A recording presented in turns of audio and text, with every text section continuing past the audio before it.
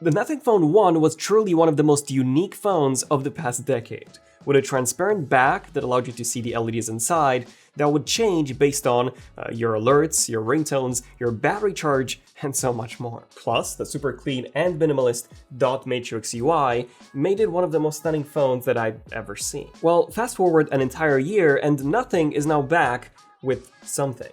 And that something is the Nothing Phone 2. And since Nothing is selling the Phone 1 alongside the Phone 2, you might be wondering which one should you go for if you're in the market for a unique phone such as this. Well, here are the 7 changes that you probably care about. The first one being the price. As expected, the Nothing Phone 2 is more expensive than the Phone 1. However, it's nothing like that leaked $800 price point. In our leaked numbers video, I predicted a price of around $600 to $700, and it seems like I was pretty much spot on. The Nothing Phone 2 costs $600 in the US.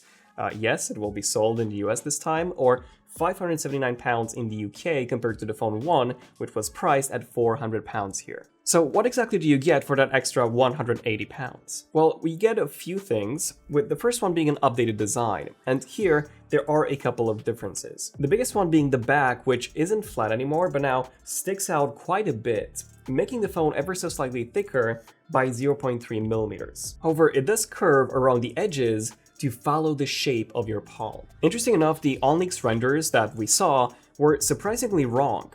OnLeaks is usually very accurate. Yes, the back was correct, but the frame and the screen were not, as they are both perfectly flat as opposed to curved. I actually don't mind that. I do prefer a flatter design myself. And it definitely feels more comfortable and also more premium now, as it's also got a tiny bit more weight to it. So coming from the Phone 1, the Phone 2 definitely feels better. The default color is white, just like with the Phone 1. However, this time around, this isn't quite a pure white, but rather more of like a warmer white. There is no black like we had with the Phone 1, but there is a new gray, which I absolutely love. It's got a slate look to it with a hint of blue. Goes really well with the midnight version of the M2 MacBook Air. They've also lowered the volume buttons, which are much easier to reach now, and also made a number of improvements on the back.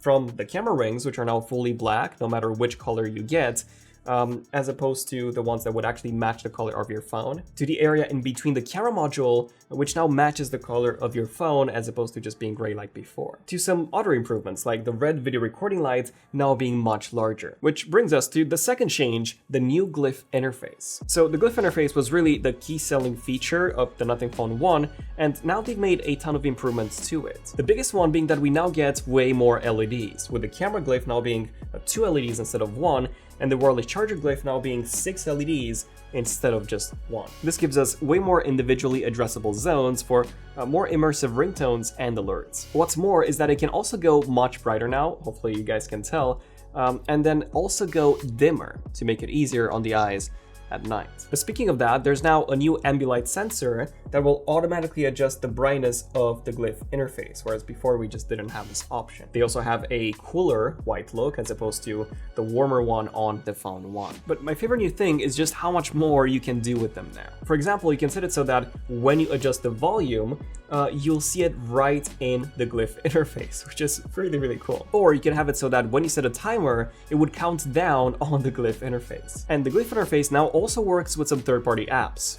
Uber, for example, is one of the first to support it, so you will be able to see on the back the amount of time left until your Uber arrives. Really cool stuff. There's also this new Glyph Composer app that allows you to create your own custom ringtones and alerts.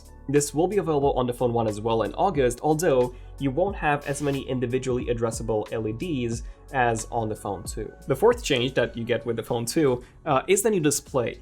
And this one comes with a bunch of upgrades, the most obvious one being the size. We now have a larger 6.7-inch panel as opposed to the 6.55 on the Nothing Phone 1. That's not a massive increase, but it does allow you to see a bit more text when you're browsing the web. And I gotta say, even though at 6.7 inches, it is now the same display size as the iPhone 14 Pro Max, it is considerably more comfortable, as it's not as wide and it is significantly lighter by 40 grams. Aside from the size, another big display difference is the brightness. So the Phone's 2 display can go up to 1600 nits of brightness when watching HDR content, compared to just about 700 on the Phone 1. Outdoors, it can go as high as 1000 as opposed to 500 on the Phone 1. And all of this is definitely very noticeable, with the Phone 2 indeed looking about twice as bright as the Phone 1. The bezels are also thinner now, still uniform, and the front camera has now been repositioned to the center, which I much prefer. Overall, great display, still 120Hz, still with very accurate colors, now made even better by the increased brightness and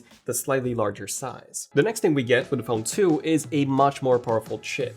So the Phone 2 now comes with a Snapdragon 8 Plus Gen 1, a flagship chip from last year, as opposed to the Snapdragon 778G Plus, which was really a mid-range chip also from last year. Nothing claims an 80% improvement in performance. From our testing, the single-core performance was 61% faster, while the multi-core was 49% faster. So the big improvement really is in terms of the GPU, where the Phone 2 was up to 130% faster. Now, I couldn't really notice a massive difference in games. For example, in Call of Duty Mobile, I was able to fully max out the graphics on both, and they looked super sharp, and they both ran at 60 FPS. Phone 1 as well. The only advantage to the Phone 2 was an additional ultra setting for the frame rate, but other than that, they were basically the same. I guess that if you play any more advanced games, then the Phone 2 could do better. From my usage, using the Phone 2 definitely felt better. The Phone 1 was never laggy for me, but I did complain about apps taking longer to load. Well, this is no longer an issue on the Phone 2. Apps open up faster, especially demanding apps, so yeah, pretty good upgrade in terms of its performance. And of course, that we also have to talk about the camera, which was really the main downside of the Phone 1. So the camera on the Phone 2 is indeed better, as it gets a number of hardware improvements. The first being a new main sensor on the back. This is now using the Sony IMX890 as opposed to the IMX766 inside the Phone 1. The IMX890 is actually the same sensor that we get with the OnePlus 11, which here in the UK costs £150 more. So this is an upper mid-range camera sensor. And when compared to the Phone 1, daytime photography does get some clear improvements. If we look at this shot right here, they both look quite good, but when you zoom in, that's when you can see that the Phone 2 has noticeably more detail in the brickwork. Then here, the Phone 2 did a better job at exposing the image, with the Phone 1 brightening up the metal panels way too much. Of course, this is a matter of taste. Or here, where even though the image looks super sharp on both, the bottom left corner is significantly less noisy on the Phone 2. Night mode is a bit of an odd one, as in some cases the results do actually look better on the Phone 1. In this one, for example, the tree in the background is noticeably clear on the Phone 1, and same goes to the bush on the left. And the whole image is brighter too. Same goes for this other image, where the Phone 2's colors are way more washed out than the Phone 1's, and the textures look very muddy compared to the Phone 1. Luckily, this is purely a software issue, as if we disable night mode, you can see that the Phone 2 is clearly able to capture more light. There's also a new dual flash on the back as opposed to the single one on the Phone 1, but personally I always prefer using night mode. Zoom is a bit of an interesting one, as the Phone 2 does give a better result from its digital zoom, but the Phone 1 does sharpen way more. So in some cases, it may seem like the Phone 1 has the better result, even though it actually doesn't. In terms of portrait mode, the Phone 1 does apply more blur, whereas the Phone 2 keeps everything much sharper. Personally, I do prefer the Phone 1's result here. Now, the front camera also gets an upgrade from the 16 megapixel sensor on the Phone 1 to a larger 32 megapixel sensor on the Phone 2, which is also the same sensor that OnePlus uses, or used, on the OnePlus 10 Pro. Compared to the Phone 1, it is definitely sharper, if you take a look at my hair or at my hoodie, where the texture is more detailed, but the difference is a night and day. If anything, the processing does seem to be better on the Phone 2, which does manage to get the clouds in the background better exposed. However, when it comes to the night mode front, I much prefer the Phone 1 here, as it's sharper and more detailed. Although the Phone 2 does manage to get the color of the wall visible, which is fully black on the Phone 1. The ultrawide has remained unchanged from the Phone 1. However, the end result is noticeably better. As you can see from this image here, the Phone 1 just messed up the processing entirely, to the point where the image looks very low res and heavily over sharpened, whereas the Phone 2 keeps everything much more natural. And in this one, we can see that the Phone 2 applies a more accurate lens distortion correction, and every single texture in the image looks noticeably sharper. with the only downside being the blown out highlights, which the phone 1 does actually manage to get right. And thanks to that more powerful 8 Plus Gen 1 chip, we now also get some video upgrades, with the phone 2 being able to record in 4K 60 as opposed to 4K 30, HDR video now goes up to 4K 30 as opposed to 1080p 30, and the front video can also be shot in up to 1080p 60 as opposed to 1080p 30, so quite a number of improvements here. And the video quality itself is also noticeably improved, with the phone 2 looking much sharper, with significantly better HDR processing, the shadows are also brighter, and the highlights are better exposed for the most part. If you specifically shoot HDR video, the difference is going to be gigantic, mostly thanks to the higher 4K resolution as opposed to 1080p. And when it comes to the front-facing video, the phone 1 is surprisingly quite a bit wider than the phone 2. The phone 2 does shoot in 60 fps, both 1080p, compared to 30 on the phone 1. So yeah, let me know which one looks better and also which one sounds better. So this is the audio coming from the phone 1, and this is the audio coming from the phone 2. So yeah, the phone 2, even though it wasn't as wide, it was much better. With less noise on the blue wall and the ceiling, the shake was also not as noticeable as on the phone 1, I guess being 60 fps also helped, and the mic sounded quite a bit better on the phone 2 too. And of course that on top of all of this, we also get a couple of other smaller improvements. For example, the haptics now feel better, and you no longer get that cheap vibration motor feel that the phone 1 had. Although even these are nothing when compared to the haptics on a Pixel phone, which are still by far the best. There's a new USB Type-C cable in the box that is now transparent and matches Nothing's design language. The battery is now larger at 4700 mAh as opposed to 4500, and from my usage, it does last me for close to a full day of use, something that I just cannot say about my iPhone 14 Pro. Charging is now faster as well at 45 watts as opposed to 33,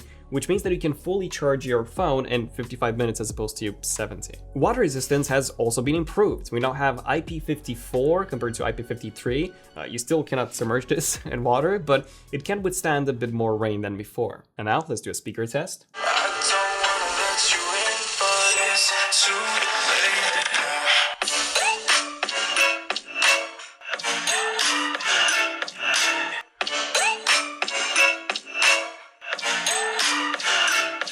So as you could probably hear, the phone 2 speakers are quite a bit better than the phone 1's. They're louder and also clear. And the phone 2 also comes with a ton of software improvements thanks to Nothing OS 2, which lets you have all of your apps black and white to better match with the theme of Nothing OS. You also get a lot of new widgets that, again, match the Nothing OS style. And then you also get some other improvements, like being able to have your quick toggles directly on the lock screen or even on your always-on display. These changes will also be coming to the phone 1 in August or so with Nothing OS 2. All in all, the phone 2 is a nice upgrade over the phone 1, and I do like that they've managed to make so many improvements without drastically bumping up the price. Stay tuned for a comparison between the phone 2, the iPhone 14, the S23, and the Pixel 7 coming very soon. And if you're interested in pre-ordering one yourselves, feel free to use the link below, which also supports the channel. I'm Daniel, this has been ZONEofTECH, and I'll see you guys in the next one. ZONEofTECH, signing out.